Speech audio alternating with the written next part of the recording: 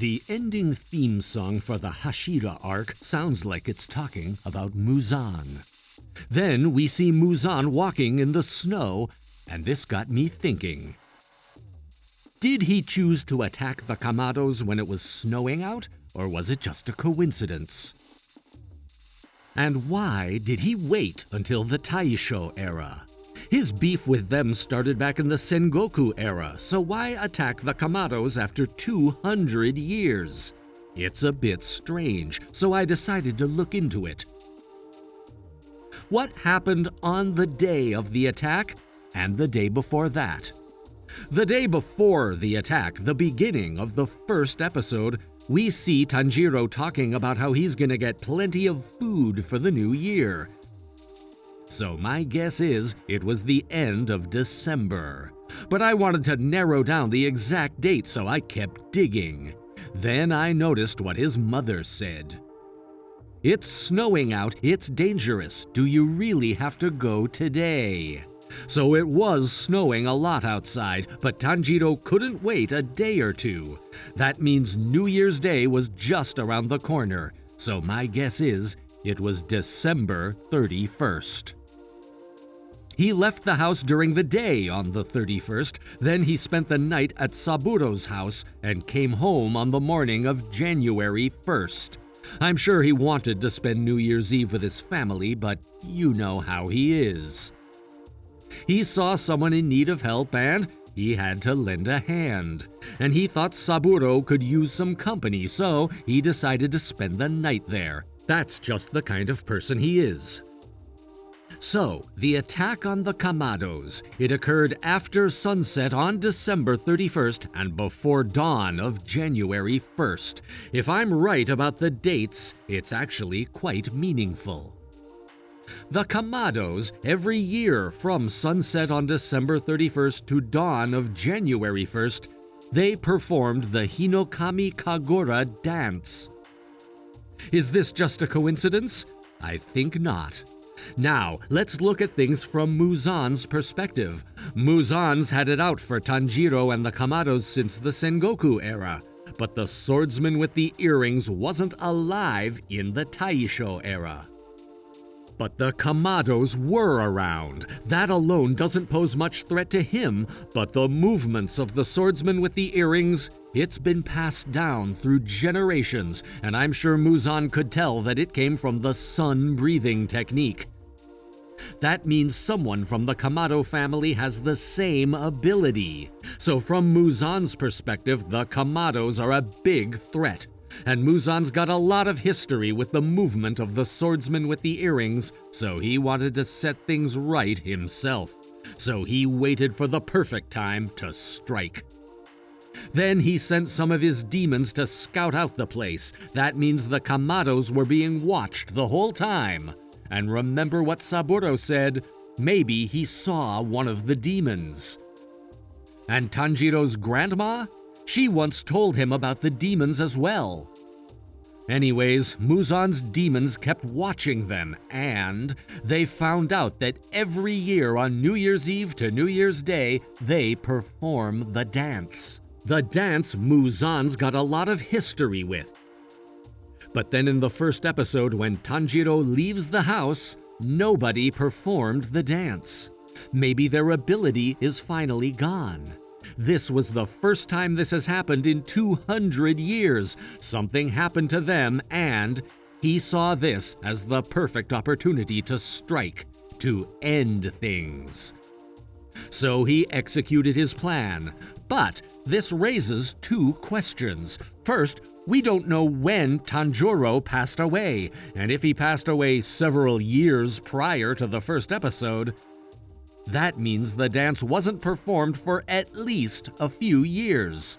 So why did Muzan wait? Maybe Tanjiro passed away right before the first episode, then it would make sense. In the original series, we get to see Tanjiro again in a flashback, and at that point in time, he had 6 kids. And the way Tanjiro is depicted in this flashback, I felt it was really similar to the first episode. Then, what Nezuko said in the first episode, "I know you miss Dad." The way she said it, I think his passing was pretty recent. I don't think she'd say it like that if he had passed away several years ago. And most importantly, if he passed away many years before the first episode, Tanjiro would have learned the dance by now. He always wanted to keep the tradition going, so if the first episode is set on December 31st, why isn't he performing the dance? Maybe it's because Tanjiro passed away right before the episode. He just didn't have enough time. Then it would make sense. So this was the only year that the dance was not performed, because Tanjiro passed away several days before the first episode. That's my theory. Moving on to the second question. Did they really perform the dance every single year? Maybe there was a year where they took a break, but then Muzan, he probably would have made his move then. My guess is they never took a year off, not even once.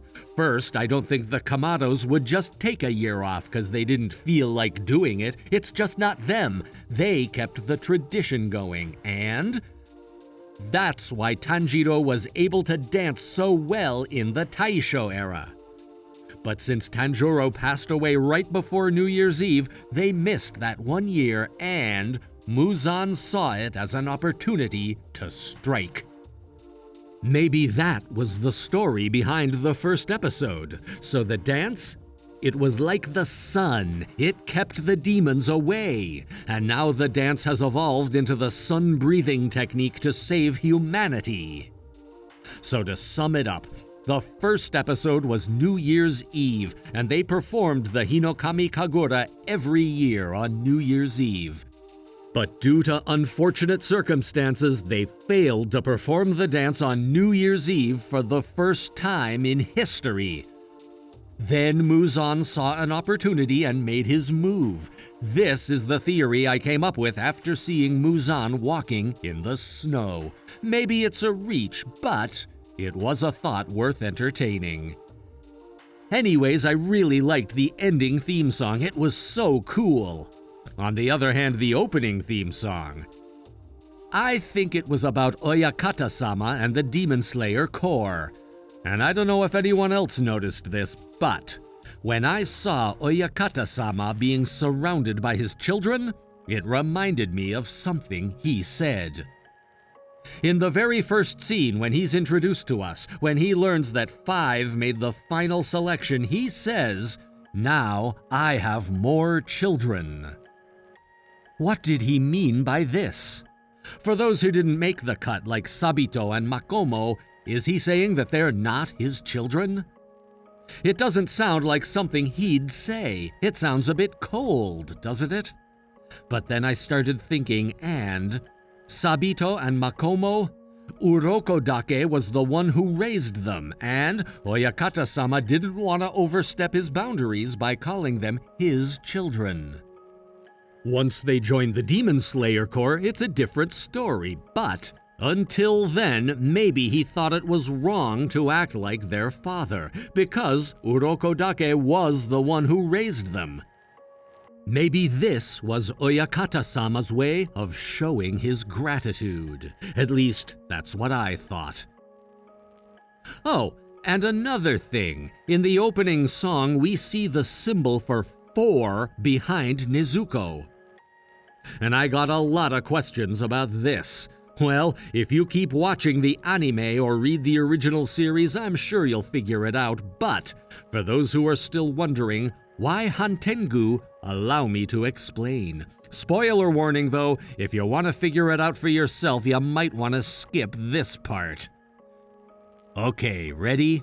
The symbol here, it doesn't represent Hantengu. It's Nakime.